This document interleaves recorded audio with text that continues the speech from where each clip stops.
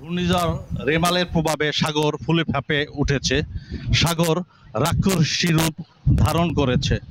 সকাল থেকে উপকূলীয় এলাকায় থেমে থেমে বৃষ্টি হচ্ছে, তার সাথে ধমকা ও ঝড়ো হাওয়া বইছে। পায়রা বন্দরকে ১০ নম্বর মহাবিপদ সংকেত জারি করতে বলেছে আবহাওয়া বিভাগ। দুর্যোগ মোকাবেলায় জেলা উপজেলা প্রশাসন, সিপিবি, জনপ্রতিনিধিরা নিরাপদ আশ্রয়ে যাওয়ার জন্য প্রচারণা চালাচ্ছেন। নিম্নাঞ্চল ও ভেড়িবাঁধের বাহিরে বসবাসকারীদের আশ্রয়কেন্দ্রে যাওয়ার অনুরোধ করেছেন।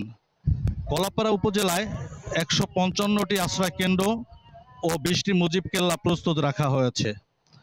এতে ৩,১৬০ জন স্বেচ্ছাসেবক দুর্যোগের আগে ও পরে কাজ করবেন বলে উপজেলা প্রশাসন জানিয়েছেন। ঘূর্ণিঝড় রিমাল পায়রা সমুদ্র বন্দর থেকে ২০০ কিলোমিটার দক্ষিণে অবস্থান করছে।